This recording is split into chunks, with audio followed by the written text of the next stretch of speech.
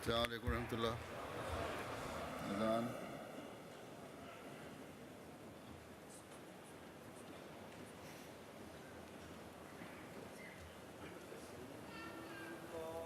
اللہ اکبر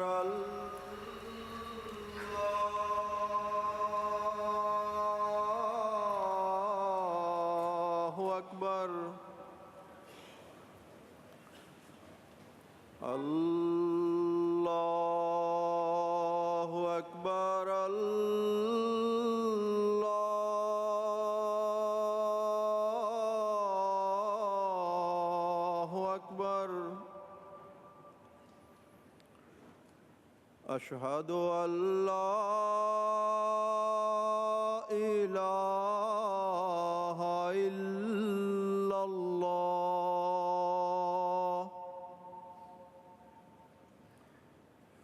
اشہد ان لا الہ الا اللہ.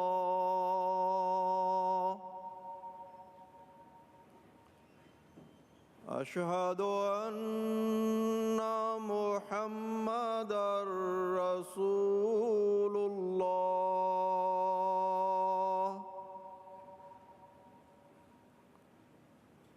اشہد ان محمدا رسول اللہ.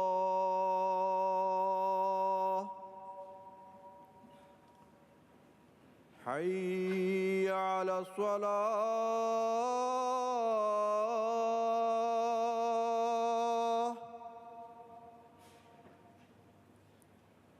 حی علی الصلاة.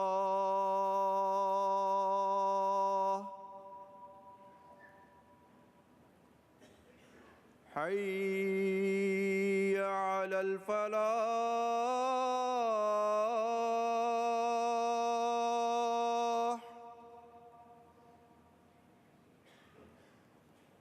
حی علی الفلاح.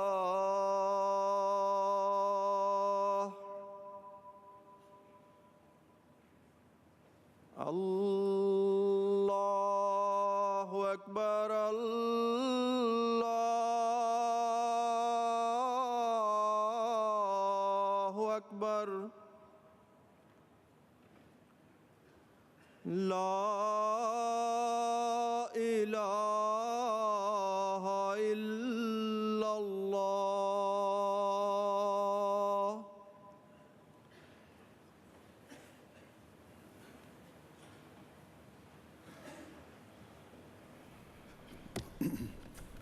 السلام علیکم ورحمۃ اللہ.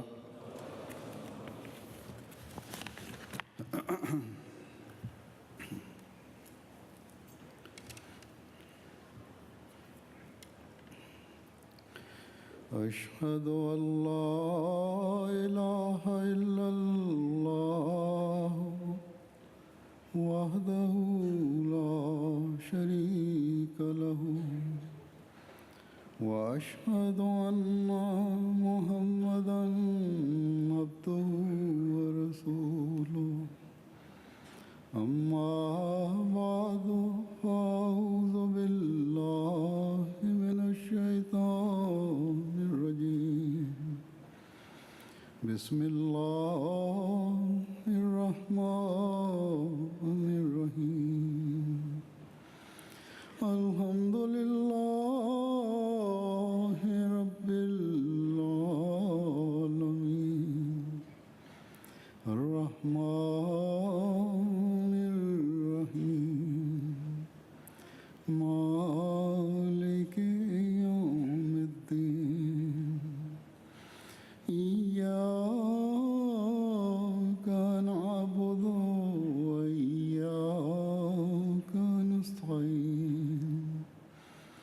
اهدنا الصراط المستقیم صراط الذین أنعمت علیہم غیر المغضوب علیہم ولا الضالین.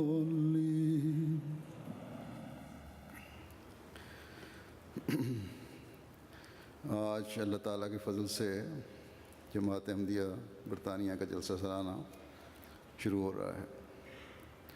گو رسماً یہ شام کو شروع ہوگا، افتتاح ہوگا، لیکن حقیقت میں تو یہ جمعہ جلسے کا ہی حصہ ہے اور یہی افتتاح ہوتا ہے۔ بس اس حوالے سے ہی میں چند باتیں کہوں گا۔ حضرت مسیح موعود علیہ الصلوۃ والسلام نے جلسے کے قیام کا بنیادی مقصد یہ بیان فرمایا ہے کہ ایسی جماعت تیار ہو جو خدا تعالیٰ کی معرفت میں ترقی کرنے والی ہو، خدا تعالیٰ کا خوف ان میں پیدا ہو، زہد اور تقوی ان میں پیدا ہو، خدا ترسی کی عادت ان میں پیدا ہو، آپس کا محبت اور پیار ان میں پیدا ہو، نرم دلی اور باہم محبت کا اعلیٰ معیار حاصل کرنے والے وہ ہوں،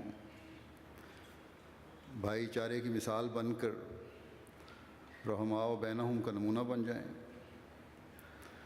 انکسار عاجزی ان کا شیوا ہو، سچائی کے ایسے اعلیٰ معیار قائم ہوں جس کی مثال نہ مل سکے، اسلام کا پیغام دنیا کے کونے کونے میں پہنچانے کے لیے ان کے دل میں ایک تڑپ ہو، جس کے لیے جان، مال، وقت اور عزت کی قربانی کے لیے ہر وقت تیار ہو۔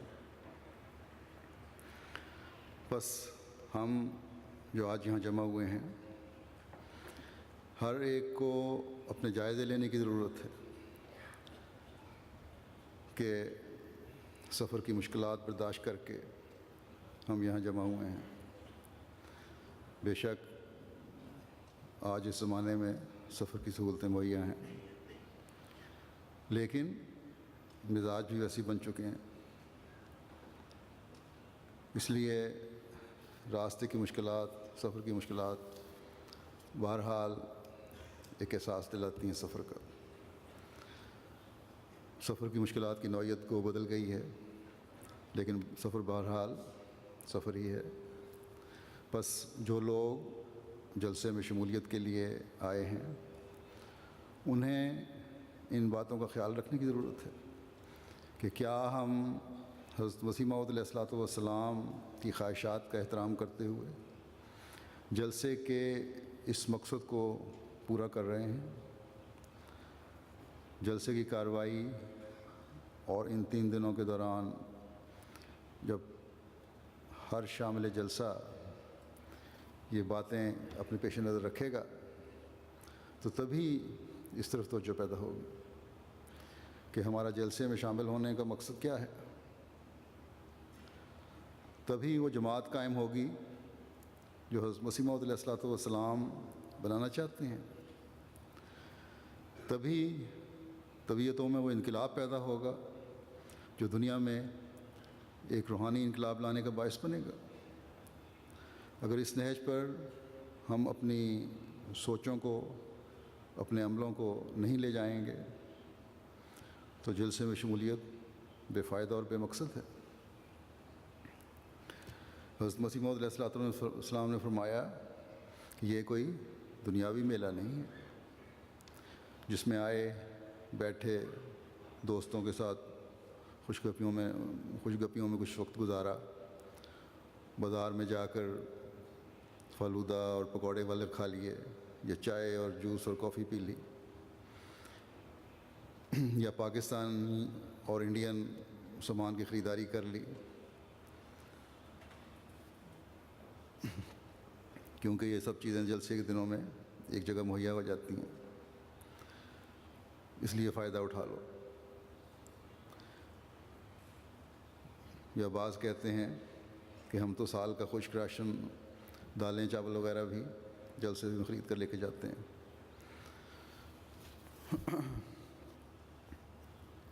کیونکہ یہ چیزیں یہاں اچھی اور نسبتاً سستی قیمت میں مل جاتی ہیں، یا تردد نہیں زیادہ کرنا پڑتا۔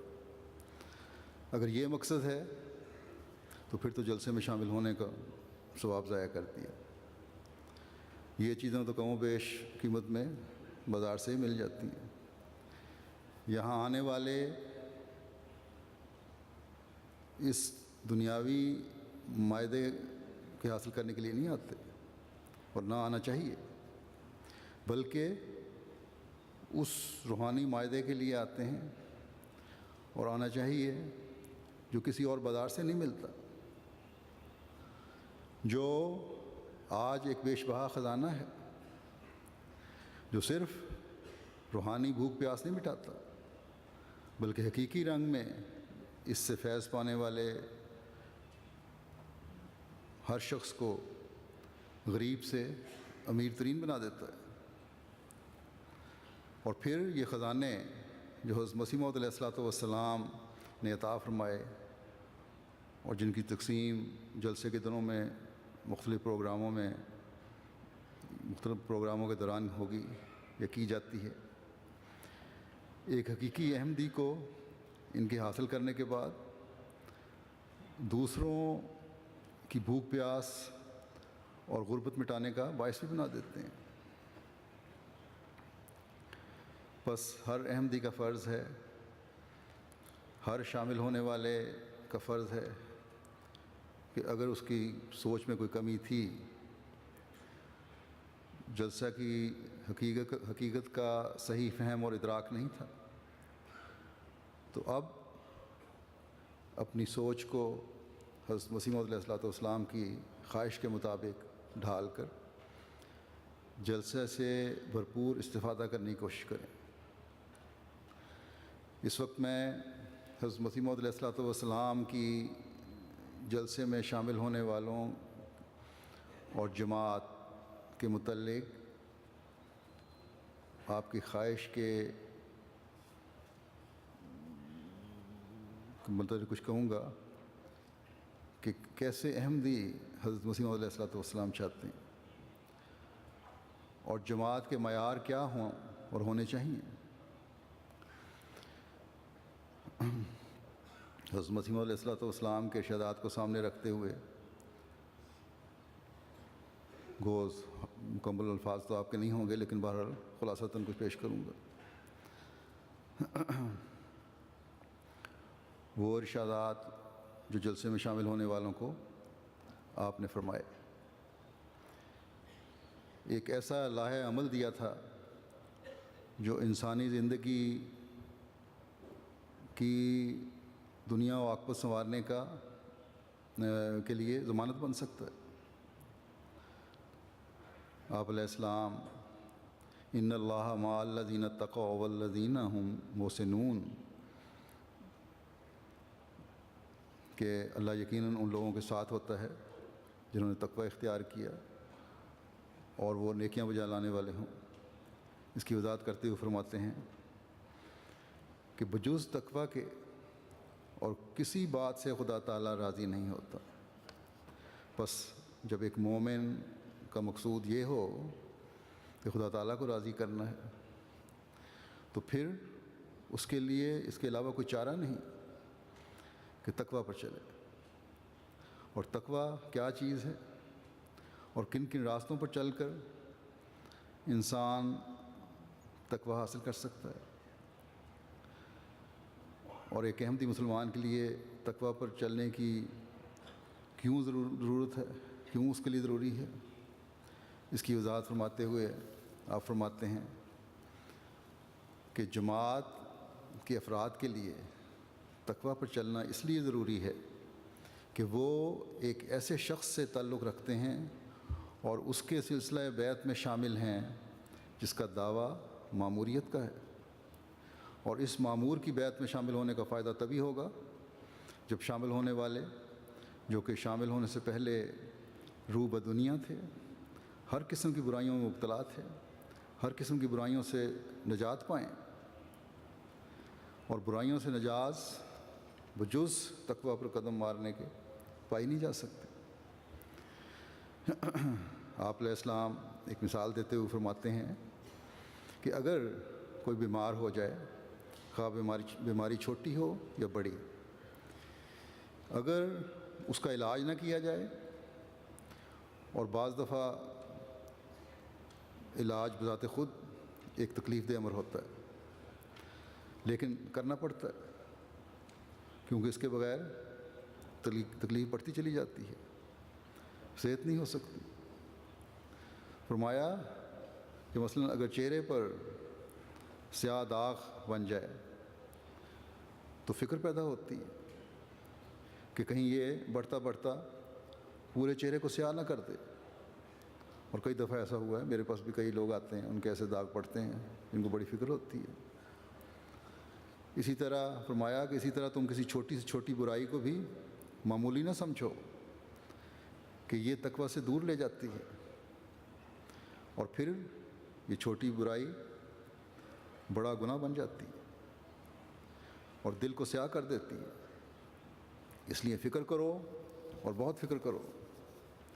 آپ فرماتے ہیں کہ اللہ تعالیٰ جیسے رحیم و کریم ہے، ویسا ہی قہار اور منتقم بھی ہے۔ ایک جماعت کو دیکھتا ہے کہ ان کا دعویٰ اور لاف گزاف تو بہت کچھ ہے، اور اس کی عملی حالت ایسی نہیں، تو اس کا غیظ و غضب بڑھ جاتا ہے۔ بس اپنی عملی حالتوں کو ٹھیک کرنے کی ہر احمدی کوشش کرے اور کرنی چاہیے۔ یہ بہت بڑا انذار ہے جو آپ نے فرمایا ہے۔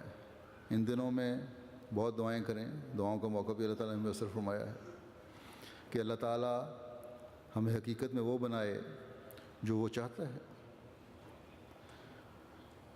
آج ہم مسلمانوں کی حالت دیکھتے ہیں تو اور بھی زیادہ خوف پیدا ہو جاتا ہے کہ کہیں ہماری کسی نااہلی اور بدعملی سے ناراض ہو کر خدا تعالیٰ ہمیں اپنے غضب کے نیچے نہ لے آئے۔ حضرت مسیح موعود علیہ الصلوۃ والسلام نے مثال دی ہے کہ جب بدعملیاں شروع ہو جائیں، قول و فعل میں تضاد شروع ہو جائے، تو پھر خدا تعالیٰ مومن کہلانے والوں کو کافروں کے ذریعے سے سزا دلواتا ہے۔ آپ نے فرمایا کہ تاریخ اس بات کی شاہد ہے کہ کئی دفعہ مسلمان کافروں سے تحت کیے گئے، جیسے چنگیز خان اور ہلاکو خان نے مسلمانوں کو تباہ کیا، حالانکہ اللہ تعالیٰ نے مسلمانوں سے حمایت اور نصرت کا وعدہ کیا ہے۔ آپ نے فرمایا کہ اس کی وجہ یہی ہے کہ زبان تو لا الہ الا اللہ پکارتی ہے، لیکن دل کسی اور طرف ہے۔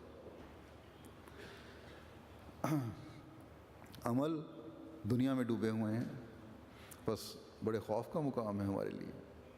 ہمیں بھی ہر وقت اپنے جائزے لیتے رہنا چاہیے کہ اللہ تعالیٰ نے احسان کرتے ہوئے اس زمانے کے ہادی اور حضرت صلی اللہ علیہ وسلم کے عاشق صادق کو زمانے کی اصلاح کے لیے بھیجا ہے، اور پھر ہم پر مزید احسان کرتے ہوئے اس معمور زمانہ کو ماننے کی توفیق عطا فرمائی۔ اگر ہم نے اپنی توجہ خدا تعالیٰ کی طرف نہ رکھی تو خدا نہ خواستہ ہم بھی اس قانون قدرت کی چکی میں نہ پس جائیں جو قول و فعل میں تضاد رکھنے والوں کے لیے چلتا ہے۔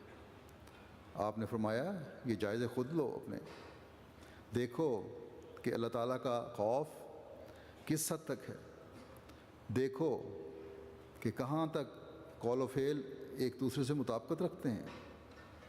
اگر دیکھو کہ قول و فعل برابر نہیں تو فکر کرو۔ آپ نے فرمایا کہ جو دل ناپاک ہے، خواہ قول کتنا ہی پاک ہو، وہ دل خدا تعالیٰ کی نگاہ میں قیمت نہیں پاتا، بلکہ خدا تعالیٰ کا غضب مشتعل ہوگا۔ آپ نے فرمایا بس میری جماعت سمجھ لے کہ وہ میرے پاس آئے ہیں اس لیے کہ تخم ریزی کی جاوے جس سے وہ پھلدار درخت ہو جائیں۔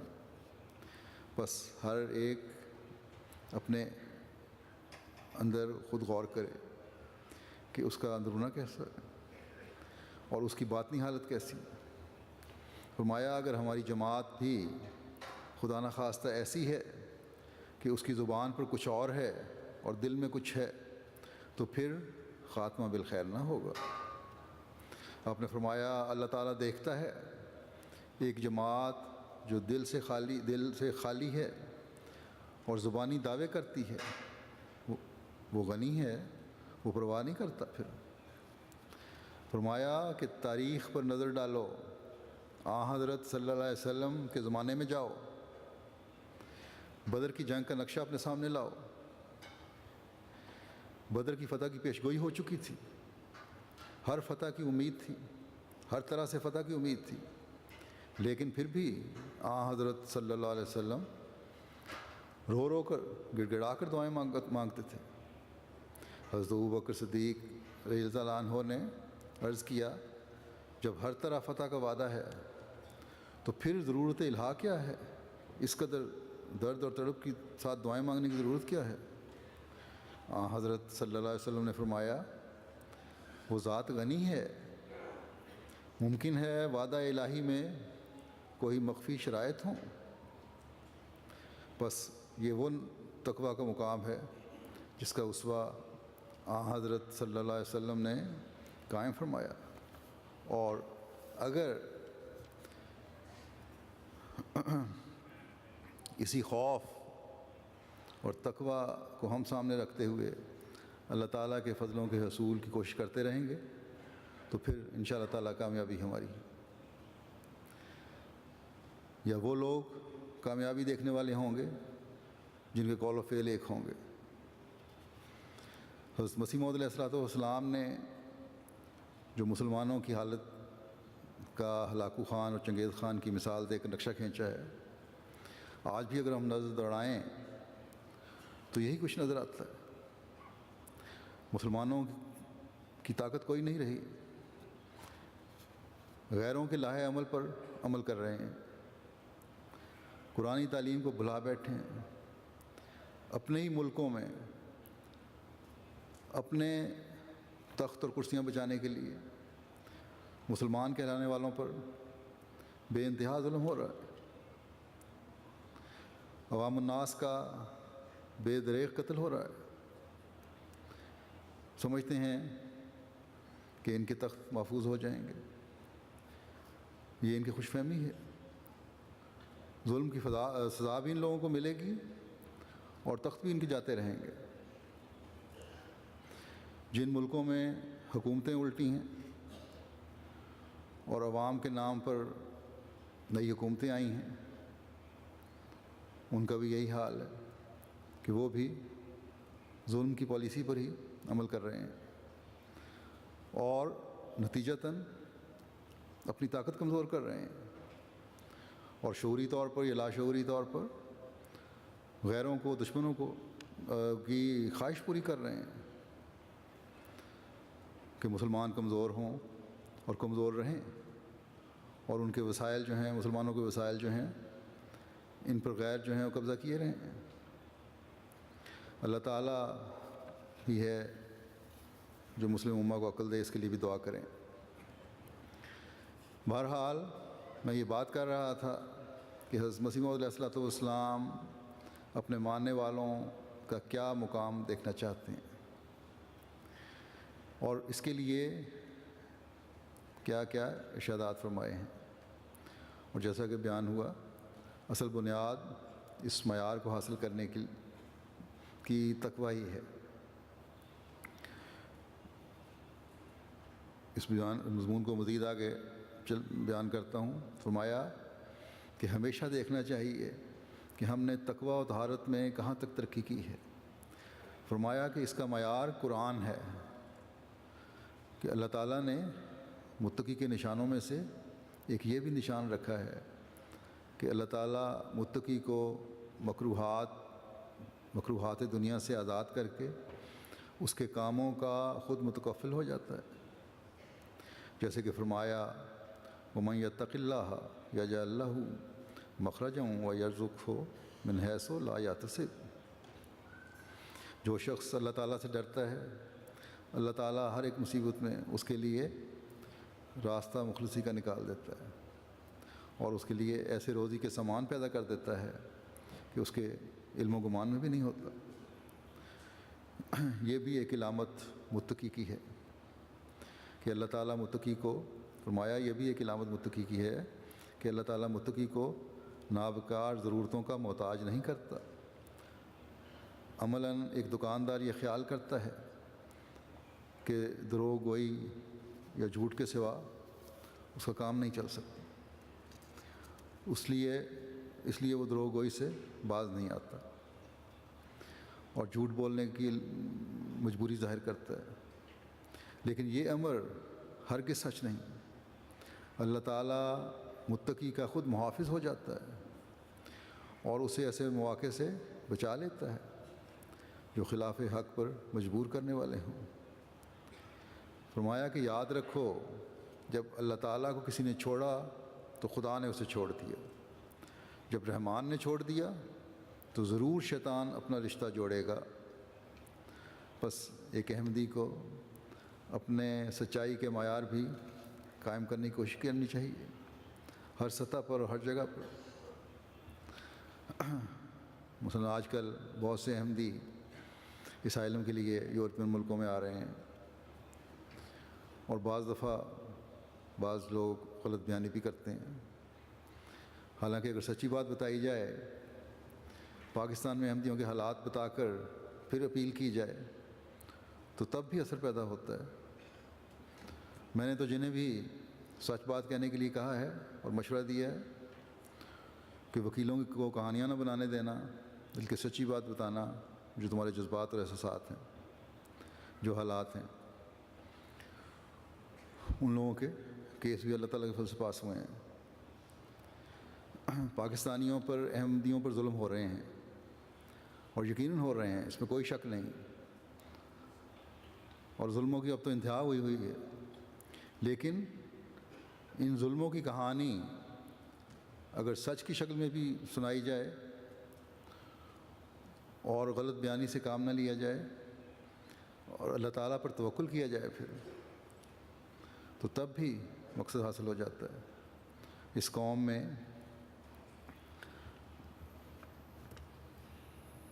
ہمدردی کا جذبہ بہرحال ہے اکثریت میں، جس کے تحت یہ مدد کرتے ہیں۔ بس ہر موقع پر ہمیں اپنے سچ کے معیار کو بلند کرنے کی کوشش کرنی چاہیے۔ پھر آپ نے جماعت کو نصیحت کرتے ہوئے فرمایا کہ انسان کی نیکیوں کے دو حصے ہیں، ایک حصہ فرائض کا ہے اور دوسرا حصہ نوافل کا ہے۔ ان فرائض کی جو حقوق اللہ سے تعلق رکھتے ہیں وہ ان کے علاوہ بھی آپ نے ان کی مثال دی ہے جو حقوق العباد سے تعلق رکھتے ہیں، اس میں بھی فرائض و نوافل ہیں۔ اور ان فرائض میں فرمایا کہ جو ایسے فرائض جو انسان پر فرض کیے گئے ہیں،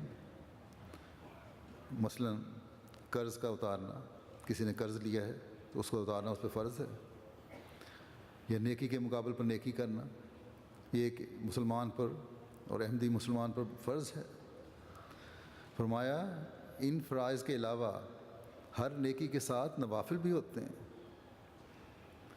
یعنی ایسی نیکی جو کسی کے حق سے فاضل اور زائد ہو۔ نیکی کی، نیکی کا بدلہ اتارا، قرض لیا، قرض کا بدلہ اتارا، میں قرض ادا کیا، یہ تو بہرحال فرض ہے، لیکن اس کے نفل یہ ہیں کہ ان سے زائد بھی کچھ ادا ہو۔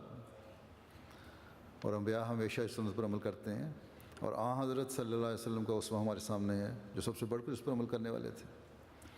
فرمایا کہ جیسے احسان کے مقابل احسان کے علاوہ اور احسان کرنا یہ نفل ہے۔ اب اگر کوئی کسی پر احسان کرے تو احسان کا بدلہ تو احسان کر کے اتارا ہی جا سکتا ہے اور اتارنا چاہیے، یہ تو فرض ہے۔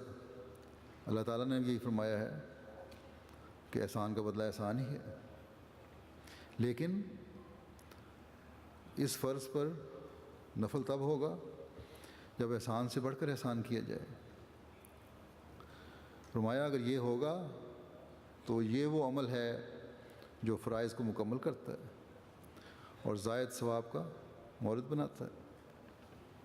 فرمایا کہ حدیث کے مطابق یہ وہ لوگ ہیں جو اتنا مقام حاصل کر لیتے ہیں کہ جن کے ہاتھ پاؤں اللہ تعالیٰ ہو جاتا ہے، حتیٰ کہ اللہ تعالیٰ فرماتا ہے کہ ان کی زبان میں ہو جاتا ہوں جسے وہ بولتے ہیں، یعنی ان کا ہر قول و فعل خدا تعالیٰ کی رضا کی تڑپ کی وجہ سے خدا تعالیٰ کے لیے اور خدا تعالیٰ کا ہو جاتا ہے۔ ایسا کام ان سے سرزد ہی نہیں ہوتا جو خدا تعالیٰ کی ناراضگی کا باعث بنے۔ بس یہ ٹارگٹ ہے جو حضرت مسیح موعود علیہ الصلوۃ والسلام نے ہمیں اپنی بیت میں آنے کے بعد دی ہے، اور بیت کا حق ہم تبھی ادا کر سکیں گے جب اس ٹارگٹ کے حصول کے لیے اپنی تمام تر صلاحیتوں کو بروئے کار لائیں۔ آپ نے فرمایا کہ اس کے حصول کے لیے مجاہدہ کرنا پڑتا ہے، ایک رات میں یہ مقام حاصل نہیں ہو جاتا۔ اس کے لیے جذبات نفس سے پاک ہونا ہوگا، نفسانیت کو چھوڑ کر خدا تعالیٰ کے ارادے کے مطابق چلنا ہوگا، کوشش کرنی ہوگی کہ میرا کوئی فعل ناجائز نہ ہو بلکہ اللہ تعالیٰ کی منشا کے تابع ہو۔ جب یہ ہوگا روزمرہ کی بہت سی مشکلات سے انسان بچ رہے گا۔ آپ نے فرمایا، آپ نے واضح فرمایا کہ لوگ مشکلات میں پڑتے ہی اس وقت ہیں جب اللہ تعالیٰ کی رضا کے برخلاف کوئی کام کرتے ہیں، اس وقت یہ اللہ تعالیٰ کی رضا کے نیچے نہیں آتے بلکہ اپنے جذبات کے نیچے آ کر عمل کر رہے ہوتے ہیں۔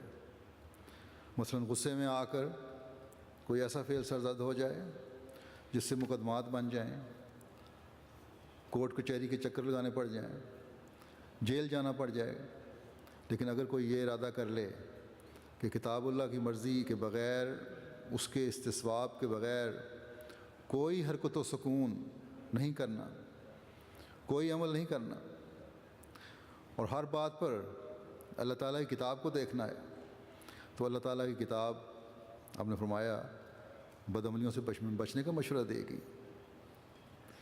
ورنہ اگر اللہ تعالیٰ کی کتاب کو چھوڑ کر اپنے جذبات کا تابع ہونے کی کوشش کرو گے تو نقصان اٹھاؤ گے۔ بس معمور من اللہ کی بیعت کر کے ہمیں اپنے جائزے لینے کی ضرورت ہے کہ کیا ہر معاملے میں ہم کتاب اللہ سے مشورہ لیتے ہیں یا اپنے نفس سے۔ اگر ہمارا نفس ہمیں کتاب اللہ کے مشورے پر عمل کرنے سے روکتا ہے تو ہمیں اپنی فکر کرنی چاہیے۔ ان دنوں میں خاص طور پر یہ جلسے کے دن ہیں، ہمیں درود استغفار پر زور دینا چاہیے تاکہ ہم اپنی اصلاح کی طرف زیادہ سے زیادہ مائل ہوں، اپنی خواہشات اور جذبات کو خدا تعالیٰ کی خواہشات اور احکامات کے مطابق ڈھالنے کی کوشش اور دعائیں کریں تاکہ ہم حضرت مسیح موعود علیہ الصلوۃ والسلام کی بیعت کا حق ادا کرنے والے بن سکیں۔ حضرت مسیح موعود علیہ الصلوۃ والسلام نے اپنی جماعت کے اعلیٰ معیاروں کے حصول کے لیے جو ارشادات فرمائے ہیں ان سب کا احاطہ تو اس وقت ممکن نہیں۔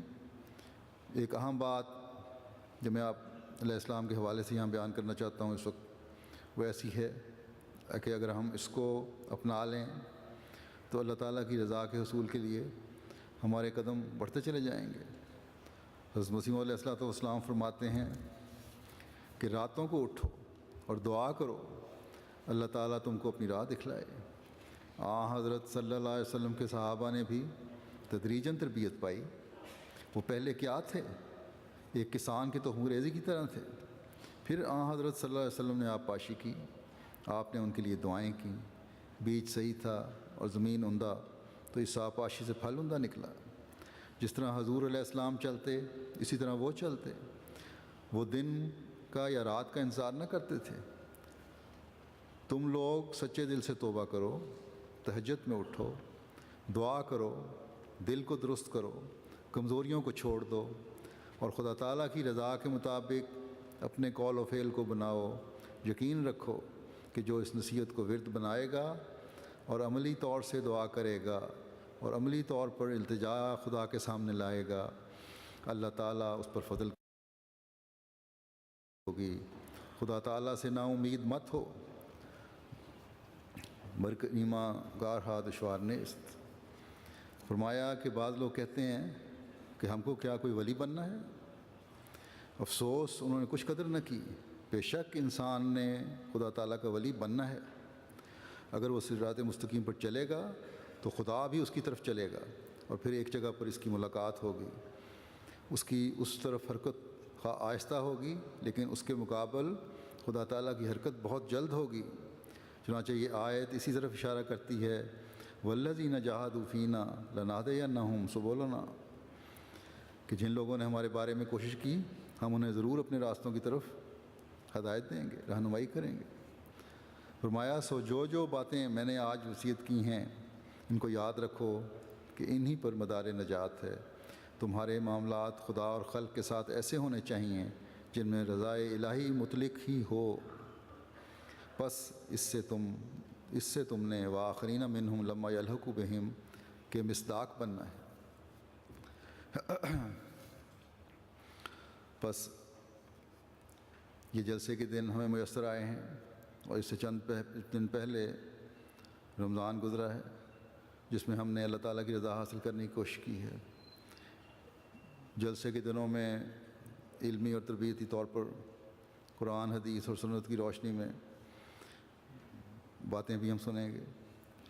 خدا تعالیٰ کی ذات کا ادراک، اس سے تعلق جوڑنے کی طرف توجہ بہت سوں کو مزید پیدا ہوگی،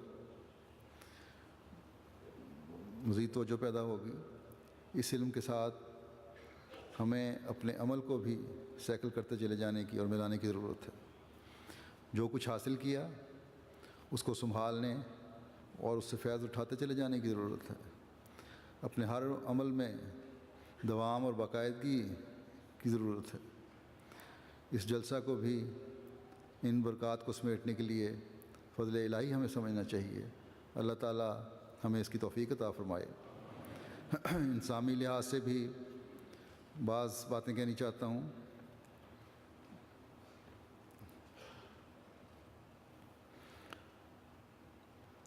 یہ خیال رکھیں کہ جلسہ سالانہ میں آتے وقت بھی اور یہاں سے واپسی پر بھی جو لوگ کاروں پر آ رہے ہیں، کاروں کی پارکنگ کی جگہوں پر نہ ہی پارکنگ سے جلسہ کا آتے ہوئے، کیونکہ بعض جو دور پارکنگ ہے وہاں سے پارکنگ کر کے اب بسوں کے ذریعے سے آئیں گے اور پھر یہاں سے بسوں کے ذریعے سے ہی جائیں گے، تو آتے ہوئے اور جاتے ہوئے اور پارکنگ کے وقت بھی جب پارکنگ کر رہے ہوں کسی قسم کا رش نہیں ہونا چاہیے۔ باقاعدہ ایک انظام کے تحت، ایک لائن کے تحت، ایک تنظیم کے تحت ہمیں چلنا چاہیے۔ اسی طرح جلسہ گاہ میں داخل ہوتے ہوئے جہاں چیکنگ اور سکینرز وغیرہ لگے ہوئے ہیں وہاں بھی یہ احتیاط کریں کہ ایک لائنوں میں اور ترتیب سے آئیں، کیونکہ جہاں بھی لائنیں توڑیں گے بد انظامی پیدا ہوتی ہے اور پھر دیر بھی لگتی ہے، پھر شکوے بھی بڑھتے ہیں، آپ کا وقت بھی ضائع ہوتا ہے، انتظامیہ کے لیے پریشانی کا باعث بھی بنتا ہے۔ اسی طرح سامان کی چیکنگ بھی جب کی جاتی ہے، بعضوں کو شکوہ ہو جاتا ہے، بعض شکایتیں مجھ تک پہنچی ہیں، تو ان کو چیکنگ کروا لینی چاہیے، یہ آپ کے فائدے کے لیے ہی ہے۔ اور جیسا کہ میں ہمیشہ ہر جلسے پر اس طرح بھی توجہ دلاتا ہوں کہ ہر شامل جلسہ میں بیٹھے ہوئے یہاں ہر مرد اور عورت کو اپنے ماحول پر نظر رکھنے کی ضرورت ہے۔ یہ سب سے بڑا سیکیورٹی کا نظام ہے جو اس وقت جماعت احمدیہ میں ہے۔ اگر ہم متعاہد ہو کر ہر طرف نظر رکھنے والے ہوں گے، اور جو دنیا میں کہیں اور نہیں مل سکتا، یہ جماعت احمدیہ کا ہی خاصہ ہے۔ بس اس میں بھی کبھی ڈھیلے نہ ہوں، لاپرواہی نہ کریں، کسی کی بھی مشکوک حرکت پر انتظامیہ کو اطلاع کریں، کسی جگہ کوئی تھیلا وغیرہ یا کوئی بیگ پڑا ہوا دیکھیں تو ڈیوٹی والوں کو آگاہ کریں۔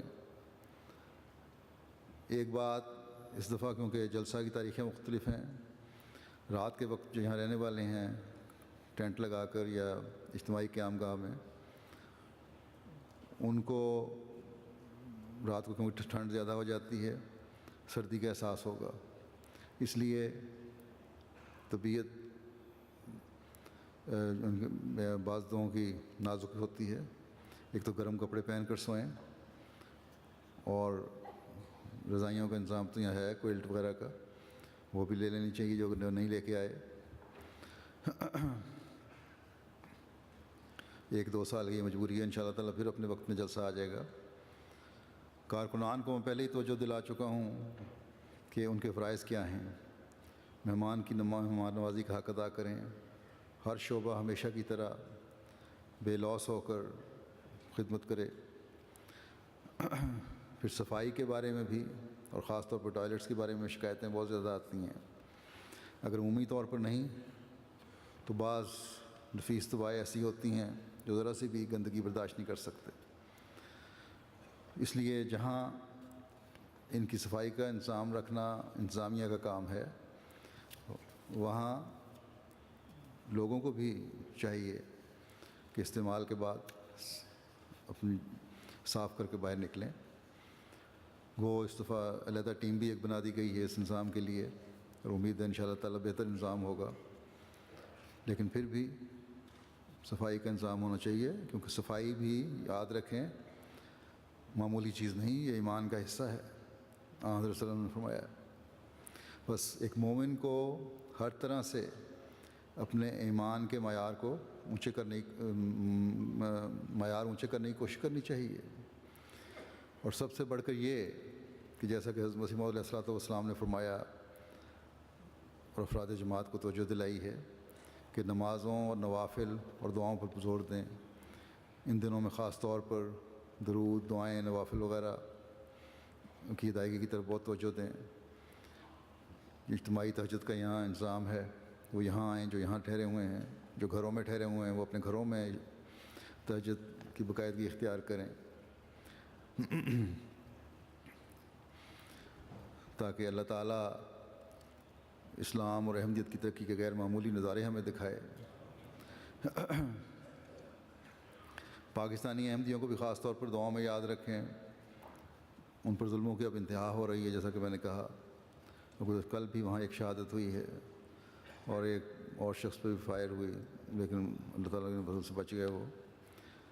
باقی دنیا کے احمدیوں کو بھی جہاں جہاں بھی ان پر ظلم ہو رہا ہے ان کو دعاؤں میں یاد رکھیں. اللہ تعالیٰ جلد ان ظالموں کی پکڑ کے سامان پیدا فرمائے اور دنیا حضرت صلی اللہ علیہ وسلم کے غلام صادق کی پہچان کرنے والی بن جائے.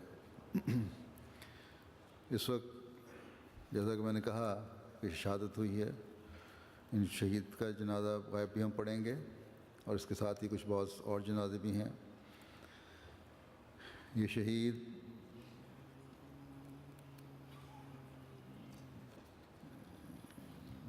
مکرم راؤ عبدالغفار صاحب ابن مکرم محمد تحسین صاحب ہیں، جن کو 6 ستمبر 2012 کل یعنی اپنے ایک اسکول میں کام کرتے تھے چاکی واڑہ، جہاں پڑھانے کے بعد وہاں سے شام کو 5 بجے گھر واپس آ رہے تھے. اور گھر واپس آنے کے لیے نکلیں اور بس میں سوار ہونے لگے تو 2 نامعلوم موٹر سائیکل سواروں نے آپ پر فائرنگ کر دی، جس کے نتیجے میں 2 فائر آپ کو لگے. ایک گولی کندھے میں لگی اور دوسری گردن سے پیچھے لگ کر سر سے نکل گئی، جس سے آپ موقع پہ ہی شہید ہو گئے. انا للہ و انا الیہ راجعون.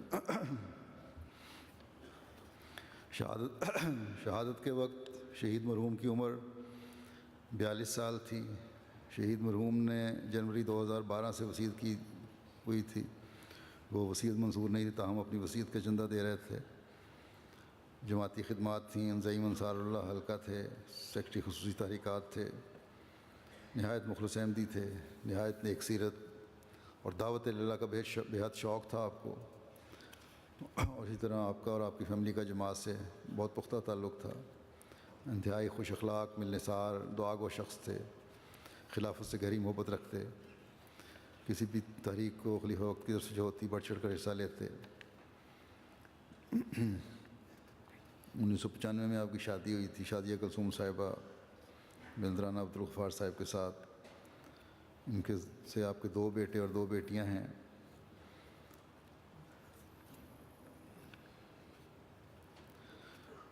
انہوں نے 1988 میں مباہلے کے نتیجہ دیکھ کر، ضیاء الحق کا انجام دیکھ کر، تو اس وقت بیعت کی تھی انہوں نے بھی اور ان کی ہمشیرہ نے بھی۔ ان کی والدہ ان سے پہلے احمدی ہو چکی تھیں اور ان کے ذریعے سے ان کے خاندان میں پھر احمدیت کا تعارف ہوا اور بڑھتا چلا گیا۔ ان کی بہن کہتی ہیں کہ میں نے 8 سال قبل خواب میں دیکھا کہ ان کو گولی لگی ہے اور ختم ہو گئے ہیں، لیکن جب قریب گئیں تو کیا دیکھتی ہیں کہ زندہ ہیں۔ یقیناً یہ شہادت کا درجہ تھا جن کو ملنے والا تھا، اور شہید اللہ تعالیٰ نے اعلان فرمایا ہے کہ کبھی مرتا نہیں اور نہ تم اس کو مردہ کہو۔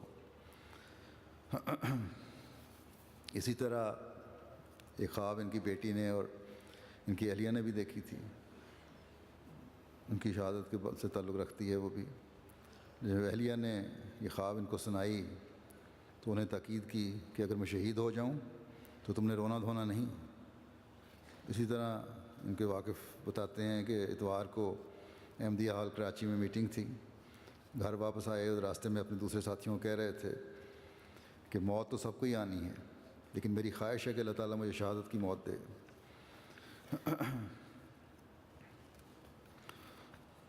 اللہ تعالیٰ شہید مرحوم کے درجات بلند سے بلند فرماتا چلا جائے۔ ان کا ایک بیٹا جامعہ احمدیہ میں ربا میں پڑھ رہا ہے، دوسرا میٹرک میں 14 سال کا ہے، پھر 10 سال کی بچی ہے اور ایک 7 سال کی، اور ان کی نسلوں میں بھی ہمیشہ خلافت سے وفا کا تعلق قائم رہے۔ دوسرا جنازہ غائب جو آج میں پڑھوں گا وہ مکرمہ صاحبزادی قدسیہ بیگم صاحبہ کا ہے، جو حضرت سیدہ نواب امت الحفیظ بیگم صاحبہ اور حضرت نواب عبداللہ خان صاحب کی بیٹی تھیں۔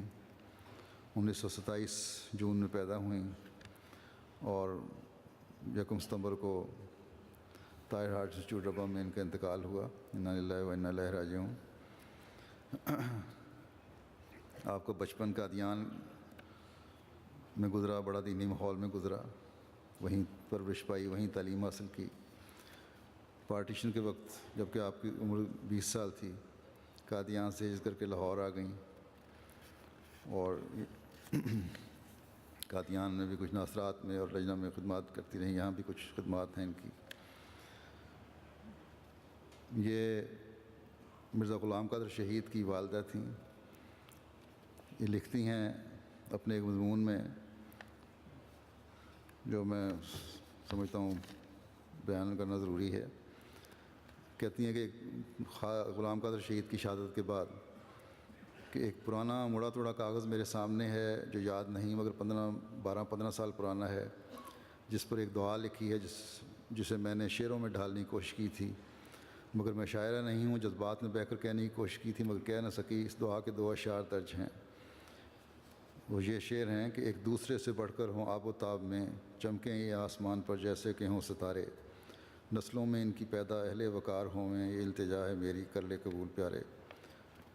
تو یہ کہتی ہیں یہ اشعار شاید وزن اور بحر سے خالی ہوں مگر میرے دل کے جذبات سے پر ہیں۔ جو کچھ میں نے لکھا وہ نثر میں یوں ہے کہ اے خدا، ہمیشہ میری دعا رہی ہے کہ میری گود کے پالے تجھ پر نثار ہوں۔ اے خدا، جب وقت آئے تو فکر فردن انہیں سرفروشی سے باز نہ رکھے۔ میرے رب، تیرا اذن نہ ہو تو خواہشیں کوئی حقیقت نہیں رکھتی، تیرے حکم کے بغیر کوئی تہی دامن کا دامن نہیں بھر سکتا۔ میرے خدا، میری دعا سن لے اور میرے بیٹے ایک دوسرے سے بڑھ کر آب و تاب میں ہوں، آسمان پر چاند ستاروں کی طرح چمکیں، ان کی نسلوں سے فخر دیار اور اہل وفا پیدا ہوں۔ میری تو التجا ہے، قبول کرنے والا تو ہی ہے، اے کاتب تقدیر، میرے بچوں کے لیے عمر و دولت، ارادت و سعادت لکھتے۔ کہتی ہیں قادر کی قربانی سے چند دن پہلے میرے پرانے کاغذات سے یہ دعا نکلی، خدا جانے کس جذبے سے میں نے کی تھی جو قبول ہوئی۔ چند لمحوں کے لیے میرا دل کانپا کہ اللہ، میں نے تو اس کے لیے جانی قربانی مانگی ہے۔ اندر سے ایک مامتا بولی کہ یا اللہ، چھوٹی عمر میں ان سے یا مجھ سے قربانی نہ لینا، اور میں دعا مانگنے میں لگی، یا اللہ عمر دراز دینا۔ مجھے کیا پتہ تھا کہ میری دعا قبول ہو چکی ہے اور جوانی میں اللہ تعالیٰ یہ قربانی لینا چاہتا ہے، اور خدا کا یہ فیصلہ ہو چکا ہے کہ جوانی میں میرا بچہ مجھ سے لے لے گا، جتنی بڑی قربانی ہوگی اتنا ہی بڑا اجر ہوگا۔ بہرحال، اور بیٹے کی شہادت پر انہوں نے بڑا صبر دکھایا. میں خود بھی اس کا گواہ ہوں. بڑے صبر اور حوصلے سے سب صدمہ برداشت کیا. جب میں مخصوص کرنے ان کے پاس گیا تو بڑے مسکرا کر انہوں نے قادر شہید کی خوبیوں کا ذکر کیا اور بڑا حوصلہ دکھایا. مجھ سے خط و کتابت رکھتی تھیں. جو آخری خط مجھے لکھا اس میں بھی یہی فکرہ تھا کہ اللہ تعالیٰ مجھے بھی اور میری اولاد کو بھی تقویٰ عطا فرمائے اور حضرت مسیح موعود علیہ السلام کی دعاؤں کے وارث ہوں اور آپ کی نسل ہونے کا حق ادا کرنے والے ہوں. اللہ کرے کہ یہ دعا ان کی ساری اولاد میں اور سارے خاندان کے بارے میں پوری ہو.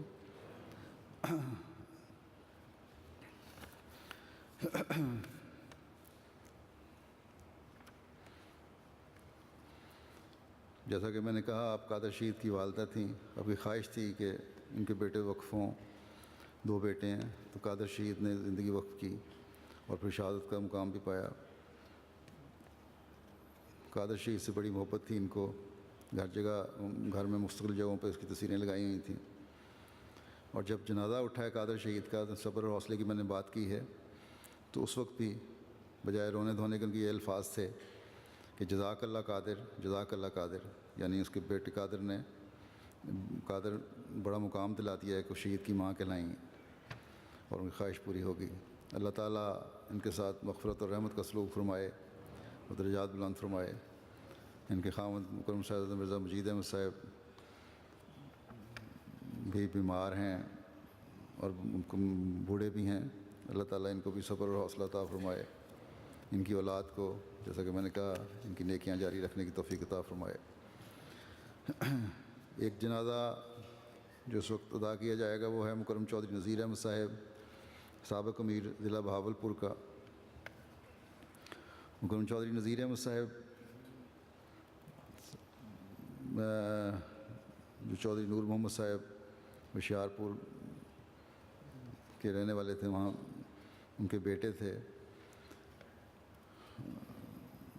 1933 میں پیدا ہوئے اور 28 اگست کو ان کا انتقال ہوا.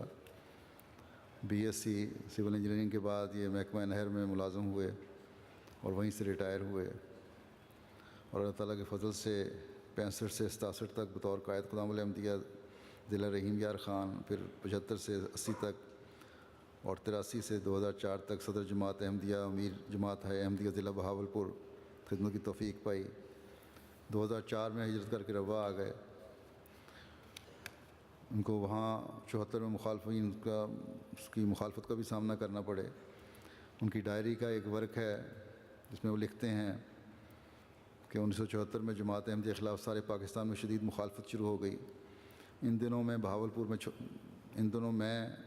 میں چھوٹے بھائی بشیر صاحب کے پٹرول پمپ کی دیکھ بھال کر رہا تھا کیونکہ بشیر صاحب آپریشن کی وجہ سے بیمار تھے اور 74 کے فسادات کی وجہ سے مولویوں نے وہاں پکٹنگ کر دی تھی اور کسی کو پٹرول پمپ میں آنے نہیں دیتے تھے. کفن پوش نوجوان کی لائن کھڑی کر دی تھی آگے پٹرول پمپ کے راستوں پہ. وہاں ایک احمدی نوجوان آیا پٹرول ڈلوانے کے لیے تو اس موٹر سائیکل پہ اس کا موٹر سائیکل لے کر چلا دیا.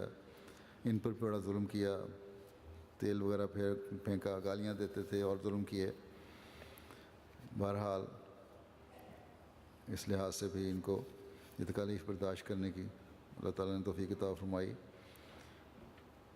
ان کی اہلیہ لکھتی ہیں کہ آخری وقت تک جماعتی خدمات بجا لاتے رہے. شدید بیماری کے باوجود انہوں نے، کیونکہ آخر میں ایک قضاء میں قاضی مقرر کیا گیا تھا، ان کو قضاء کا آخری فیصلہ لکھا اور اس کو دھاگا سے باندھ کر مجھے دیا اور تاکید فرمائی کہ کسی کو کوئی نہ پڑھے اسے اور دفتر قضاء میں بھجوا دینا. آخری بیماری میں بہت زیادہ تکلیف تھی اور بولنا بھی مشکل تھا. میں نے آپ سے کہا کہ بہت زیادہ بیمار ہیں، حضرت صاحب کو لکھ دیں کہ میں بیماری کی وجہ سے کام نہیں کر سکتا. تو انہوں نے کہا کہ مجھے انہوں نے مقرر فرمایا ہے جب تک دم ہے کرتا رہوں گا. اور بہت ساری خوبیوں کے مالک تھے. اللہ تعالیٰ ان کے درجات بلند فرمائے. ان کی اولاد کو بھی نیکیوں میں بڑھائے۔ اور آخری جو جنازے کا اعلان ہے وہ ہے مکرم فراس محمود صاحب سیریا کے دمشق کے مضافاتی علاقے میں ان کی شہادت ہوئی ہے۔ آج کل جو وہاں فسادات ہو رہے ہیں ان فسادوں کی وجہ سے، اور ان کی لاش کا پہلے پتہ نہیں لگ رہا تھا۔ ان کی لاش 30 اگست کو ملی، اور جب دفنانے کی کوشش کی گئی تو زمین پتھریلی تھی، اس لیے دفنا نہیں سکے، قبر نہیں کھود سکے تھے۔ اگلے دن پھر وہاں کے رہائشیوں نے جو باقی اس فساد میں جو مرنے والے تھے، شہید ہونے والے تھے، ان کو دفنایا، تو ان کو بھی وہاں دفنا دیا گیا۔ انہوں نے 8 مہینے پہلے بیعت کی تھی، 35 سال ان کی عمر تھی، مزدوری کرتے تھے، اور 8 مہینے میں بڑی وفا سے انہوں نے احمدیت کے ساتھ تعلق اور بیعت کے تعلق کو نبھایا ہے۔ اللہ تعالیٰ ان کے درجات بھی بلند فرمائے اور مغفرت کا سلوک فرمائے۔ جیسا کہ میں نے کہا، ان سب کی نماز جنازہ نماز جمعہ کے بعد ہوگی۔